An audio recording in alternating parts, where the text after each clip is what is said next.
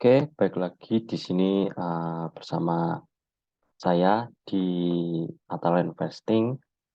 Pada kesempatan kali ini saya akan membahas saham yang berhubungan batubara lagi, yaitu Bayan Resource. Apalagi kan ini lagi minggu-minggu di pembagian dividennya. Mungkin kita bahas dikit aja. Ini berdasarkan laporan keuangan kuartal 1 dari Bayan Resource sendiri yang bisa kita ambil di Bursa Efek di DX.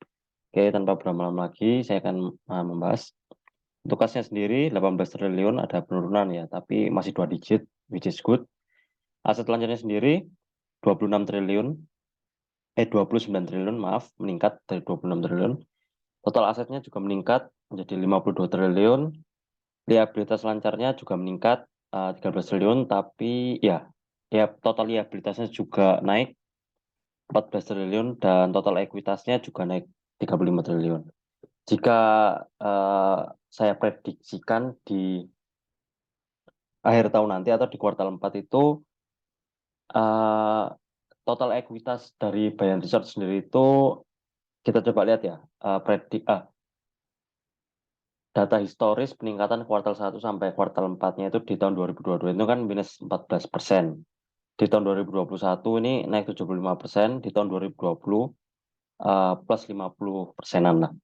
Nah, mungkin saya akan menggunakan data yang agak konservatif sedikit ya. Mungkin saya akan memprediksikan adanya peningkatan sebesar eh, 8% saja. Walaupun nggak mungkin ya untuk perusahaan batubara itu peningkatan ekuitas dari kuartal 1 ke kuartal 4-nya hanya 8%. Apalagi perusahaan yang besar dan bagus seperti Bayan Resource ini.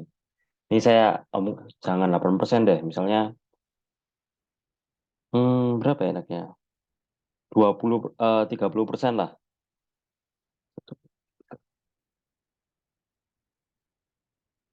Oke, jadinya 46 triliun ya. Selanjutnya pendapatannya sendiri kita bahas. Meningkat juga 15 triliun dari 11 triliun tahun lalu. Gross profit-nya naik 8 triliun dari 7,2. Operating income-nya juga naik 8 triliun dari tahun sebelumnya 6,9. Net income-nya sendiri juga naik dari 5,2 ke 6,3 triliun.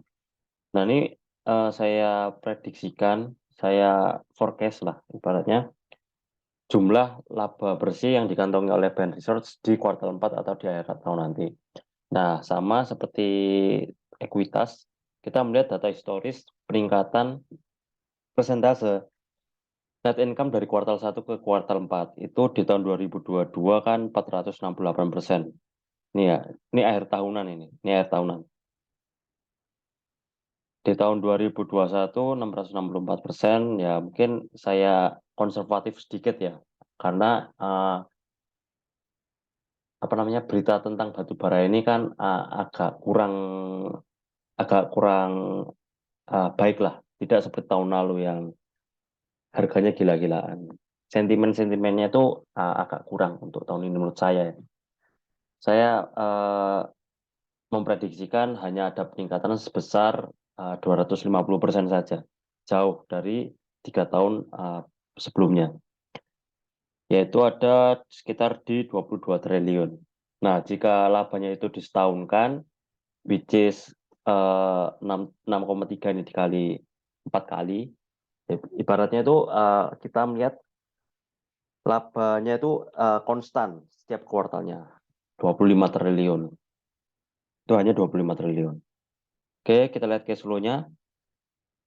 Cash flow dari pelanggannya 15 triliun, hampir sama ya. Berarti ini pemasukan dari aktivitas bisnisnya Bayan ini bagus ya, tidak dari penjualan aset arus kasnya. Operasinya sendiri plus 6,5 triliun, bagus, meningkat. Investasinya sendiri minus 719 miliar, bagus. Ini menunjukkan bahwa Bayan ini berekspansi dan memperbanyak model bisnisnya, bisa saja. Pendanaannya sendiri paling besar ya, minus 15 triliun. Ini yang buat minus kayaknya cash flow-nya. Oke, mungkin ini bisa kita jawab nanti ya di bagian dividen. Karena kita tahu kan Bayan ini beberapa bulan kebelakangan sampai sekarang kan dividennya besar sekali ya, apalagi habis stock split itu harganya juga gila-gila. Oke, kita lihat ininya ya. Hmm, rasio-rasionya. Book value-nya sendiri 1065, PBV-nya sendiri 19,61. Ini data-data PBV saya dapatkan dari Stockbit. Revenue per share-nya 474, ini kuartal 1 ya. IPS-nya sendiri 189. Untuk tahunannya sendiri di kuartal 4, jika menggunakan prediksi peningkatan sebesar 250%, IPS dari Bain Research sendiri itu 662. Oke, gross profit margin-nya 56%, operating profit margin-nya 54%. Turun ya, tapi masih 2 digit dan di atas 50% itu sangat gila.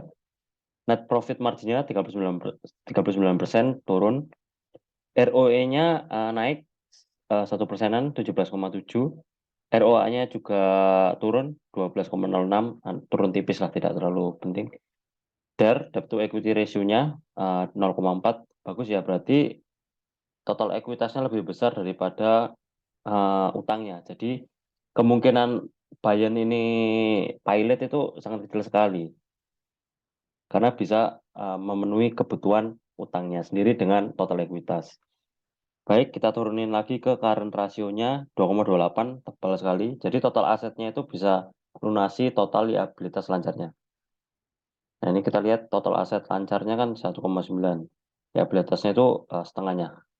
Kurang lah bahkan 2,4. 2,28.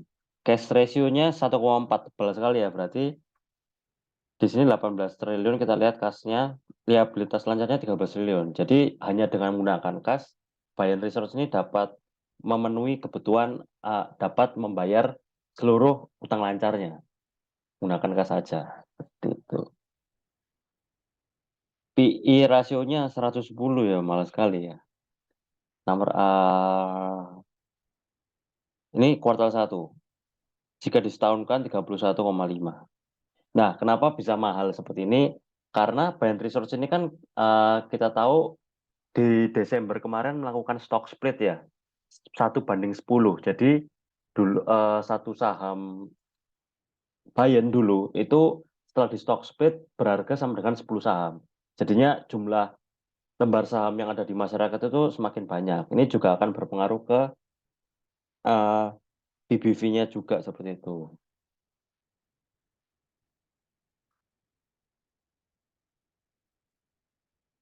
Karena kenapa bisa berpengaruh kepada BBV-nya? Kalau kita lihat book value per share-nya ini kan akan semakin besar kan, di mana total book value-nya itu cuma 1.000 tapi dibagi sahamnya yang tadinya cuma 3 juta jadi 30 juta kan semakin besar kan, berpengaruh ke BBV-nya seperti itu. Dan ini juga berpengaruh ke PI rasionya juga. Di mana kan PI rasio itu pembagian antara harga dan harga saham dengan IPS kan. IPS itu ber, ber apa ya? Berhubungan dengan eh, laba per jumlah saham. Ketika jumlah saham yang beredar itu semakin banyak kan, jumlah laba yang dibagikan itu akan semakin sedikit kan, karena harus membagi ke lebih banyak lembar saham. Makanya akan berpengaruh ke PI-nya juga. Baik, saya akan menjelaskan asumsi saya ya terkait harga wajar dari Bain Research ini. Kita asumsikan growth-nya itu sebesar 43%, ini saya gunakan CAGR saja. CAGR selama 4 tahun terakhir. Dan kalau kita lihat kan stabil di range 40 sampai 50-an lah. Makanya ya saya pakai, ya udah agak konservatif sedikit ya, 40%. 35% saja. IPS-nya 662, ini berdasarkan asumsi peningkatan 250%. IPS asumsinya jadi 894, ada asumsi inflasi 6% dan totalnya menjadi 841, ditambah book value per share-nya 1.000, jadi harga wajarnya Bayan sendiri menurut saya 1.900-an. Ini berdasarkan data yang saya ambil ya, analisa saya sendiri. Nah, ini kan habis stock split juga lembar sahamnya semakin banyak, jadi sumber daya kayak misalnya laba atau ekuitas dibagi per lembar saham itu akan semakin banyak dan per jumlahnya itu akan semakin kecil. Beda dengan di tahun 2020 sampai 2022. Oke, mungkin kita lihat asumsi dari pembagian dividennya ya. Tahun 2020 membagikan 1.200 per lembar saham. Ini sebelum stock split ya, teman-teman. Di tahun 2021, 4.300 per lembar saham, DPL-nya 700%, ini kan sebelum stock split juga. Di tahun 2022, ini setelah stock split,